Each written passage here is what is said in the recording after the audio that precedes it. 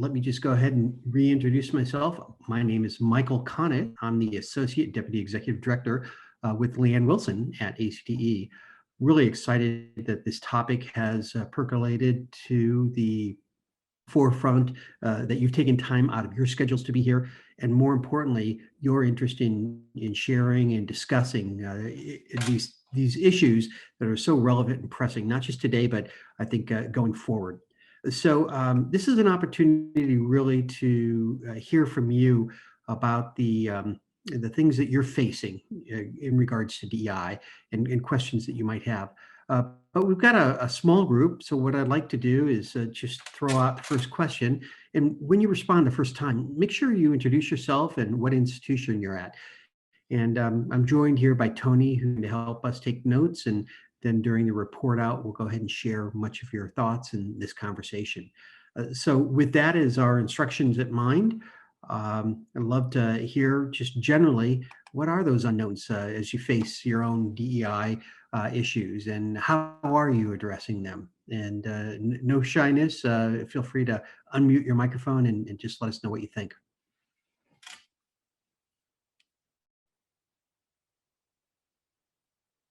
Did you hear that last part? No shyness? Okay. Well, I'm not beyond calling on people. Mike, I'll Chris? start off since everyone is quiet and shy. Thank you. We've taken really at the college, we've taken a different approach. We have a new president that started with us in September. He's our first African-American president we've had in the history of our college. And with that, of course, you now have two of your cabinet members between himself and me that now are faces for the college, both in the community.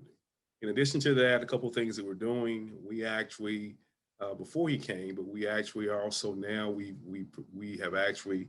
able to get a bus donated to us from a local mass transit district. We are converting that bus right now.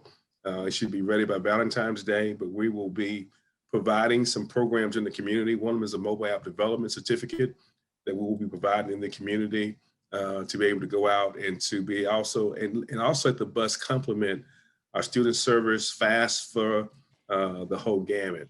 In addition to that, of course, our board made a decision to go really into an area that where the numbers are not very favorable for our underserved community and minorities. However, we're also working right now knowing that there's going to be a transportation challenge to look at maybe a bus circular route that will be able to connect all of our campuses to help out with that as well. And then the last thing that we're doing is that will be posted probably in the next month, but we're going to hire a chief procurement officer. And then we're going to give that chief procurement officer actually the resources that are needed. We're looking right now, we are looking at our contracts to see what we can do now. Because, I always believe this, you always tell how somebody really feels about a subject, about how they spend their money.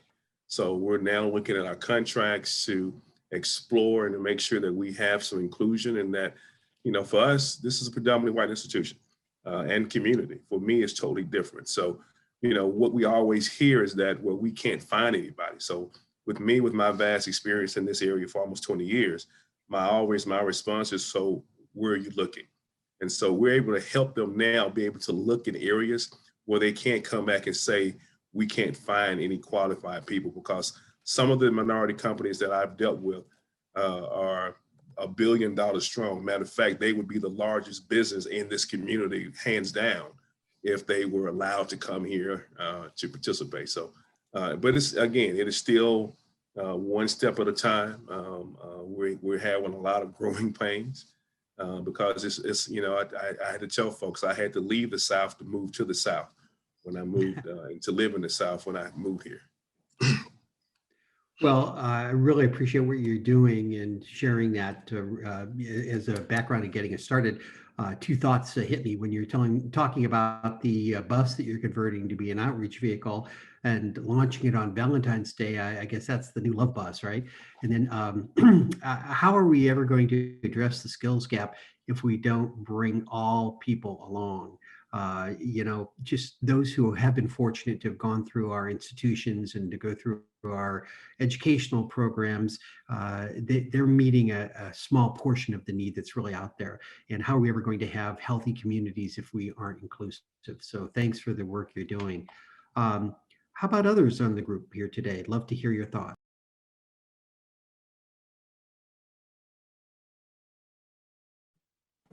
Hi, I'm Becky Epps with St. Louis Community College, and I'm also on the board of NCACT. Something we're doing is I work with our workforce side, which really we're primarily, accelerated non-credit programs. So what we're trying to do and what we've kind of focused on and worked with our foundation has really picked up the ball and run with it, is some, short-term kind of emergency type funds for our students who, they can't make it to class today because their electricity just got cut off, right? And we wonder why, we're in these, areas that are, have the economic inequities and underserved, underrepresented people. And then they can't make it through a whole class when they're dealing with things that we are not dealing with ourselves on a day-to-day basis. So we're really focusing on that, since not yet, but hopefully, right, we'll be able to get them some Pell funding or some federal funding to go through these classes. Until then, we're trying to step in and kind of fill that gap so that they have the ability to pay their rent, put gas in their car, pay their electric bill, get their kids into daycare. When, a lot of these grants that we work through, they're for these underserved, underrepresented communities, but they don't always cover all those costs, right? Sometimes they're excluded from some of those grants and some of our funding options. So we want to make sure we're, like I said, filling that gap. So that's what we're focusing on the workforce side. That's great, Becky. And I hear a lot about guided career pathways at community and technical colleges. That's, I think, an elevation and a recognition of the importance of a lot of those wraparound services. They really aren't wraparound. They're fundamental to student success. So you're doing great things here in St. Louis. Who else? Can you share where you're at, what you're doing, and what those challenges or opportunities are? I raised my hand. I'll just want to ask a question as well as make a comment. I work with Job Speaker, and I'm also a consultant in general in this area. And we're seeing a lot of entities that are doing regional efforts, creating hubs so that they aggregate their work across what might be industrial or economic regions. They're also reaching more aggressively down into the high schools as a coalition of community colleges are reaching into the high schools to build that pipeline that reflects more of the needs for diversity, equity, and inclusion by getting people the idea of what they could be that they did not think they could be much earlier in their career. And I just wonder if others see that as a critical part of the solution. So we are seeing it in different areas around the country. Thanks, Richard. Great question. Anyone care to share some thoughts?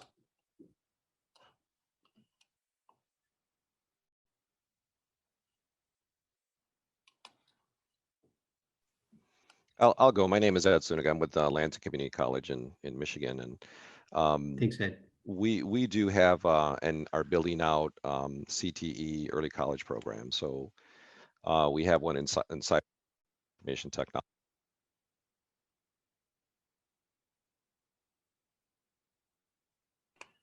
Hey, Edward, I think you cut out on us. I'm not hearing your audio.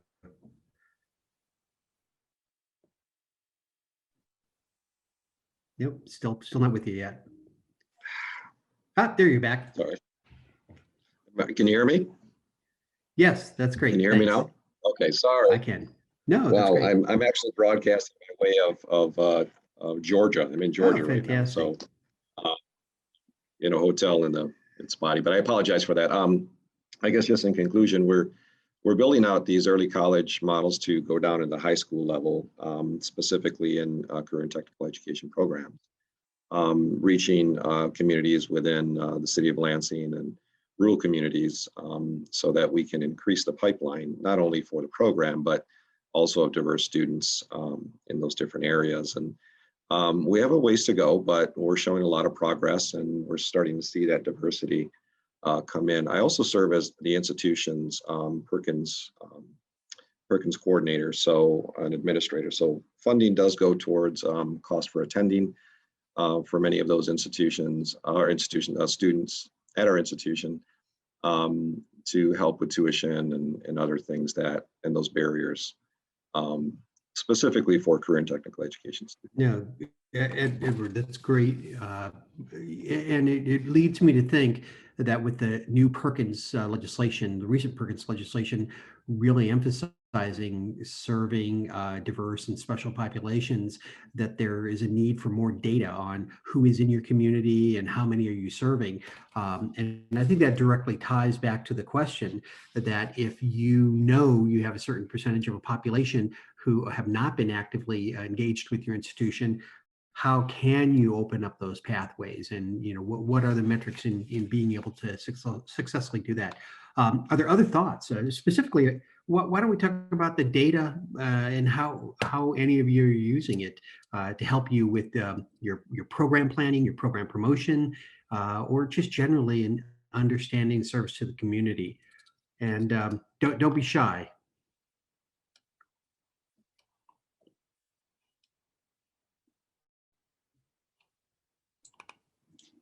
I can't necessarily speak to the data, but I'm Tiffany Drury. I'm with Bluegrass Community and Technical College in Kentucky, and I see Miss Holly Clifford, one of my coworkers, also in the group. But one of the things that we're very proud of that we're doing here locally is called a cultural competency program, and it targets our faculty and staff. And so we're doing a lot of things to help target our unreached populations, but we're also taking the step of just working internally first, working on ourselves, our policies, our practices. How can we best train ourselves to be culturally competent employees, so that when we're interacting with our students, we're thinking about all of these things that do impact them on a daily basis. We're having open and honest conversations with each other. We are creating plans of how that can be taken and used in each individual classroom. How do you incorporate inclusivity, equity, diversity into a math class? Because it's a little bit more challenging, but it can be done and it should be done. And so we're very proud of that program. We've shared it across our local community college system, and it's doing well. So, and then That's exciting.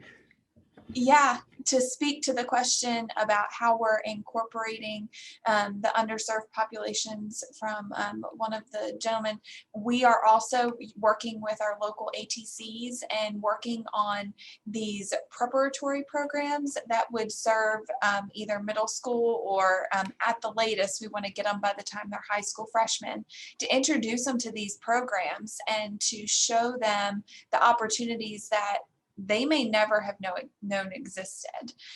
So we're working to try to just allow them to explore those opportunities much sooner than what they have before. That's, as I said, that's not only exciting, but I think it shows a responsiveness. How has the reception been by the faculty? Were they a part of the decision to move forward with that strategy, or are they just now slowly embracing it or rapidly doing so? For the ATCs or for the cultural competency program? For the cultural competency program. It was slow to start, and part of it was because there was so much material that this was originally set up as a not for credit class that faculty and staff enrolled in. It had homework, and so that was a huge time commitment that many faculty and staff just did not feel like they could commit to. So that team has went back and they've restructured the program. Sometimes they offer it multiple formats now. So we oftentimes offer a summer course, a 1-week intensive training where you can go participate in that. They are now doing it by program on an as needed basis. So maybe the entire academic leadership team is participating in it for 4 weeks throughout the course of a semester. It varies, but it was slow to start and it's taken off and it's been well received now. Tiffany, can I chime in on that? Mhm.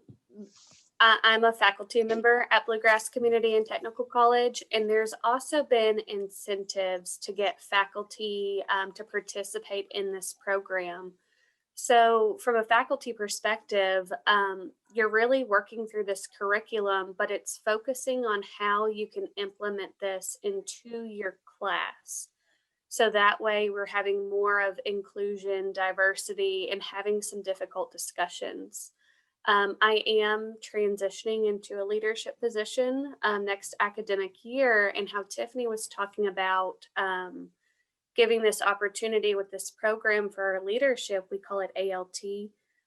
We'll be starting the ALT Cultural Competency Program in the fall. That way we can focus on inclusion and diversity in the leadership perspective.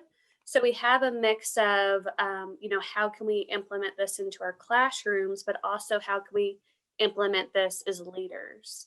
So it's a very dynamic program that digs deep into, unbiased. There's just a lot. When it was originally announced, you're looking at almost like a college class, where we're told that, doing this program, you're going to need at minimum 45 hours per semester or a semester. So it really is a commitment that the faculty and staff and leadership are giving to this program. Hey, Holly, can you just give us a little sampling of what some of those incentives that are offered to faculty to encourage participation? To be honest, I don't know them off the top of my head. I know that there is something like, if I teach criminal justice courses. And so if there was something that I needed to purchase to add to my program to help with the inclusion and access for some of these students, I would be eligible to get and request funds to purchase items. That's great. Money always works. And congratulations on the move Absolutely. into leadership. Thank you. Hey, I'm going to share. Sam, I think you were. Becky is go ahead, going Chris. as well. I was going to share though, because we haven't done it here because again we have a grant that takes care of the stuff. But when I was a president in Alabama, one of the things that we modeled after Athens State University that Becky alluded to from the foundation, which has been priceless. Taking a small amount of money, $25,000 to $50,000. But I know we modeled after Athens State, and just 50 grand was able to increase retention by 4%. Because what we find is that usually less than $500 is what can cause someone, particularly from an underserved community, to completely drop out of school. So most of the costs that we're talking about, the emergencies that are impacting them, usually are $200-300. And so a small amount of money really can have a tremendous impact if you can position a foundation to provide those funds. Great. Well, that's inspiring. I just got alerted that our breakout room is going to close here in less than a minute. I want to thank everyone for weighing in. I'm sorry for those of you who are about ready to jump in. We ran out of time. Please be a part of this conversation going forward. I'll see you back in the main room. Thank you.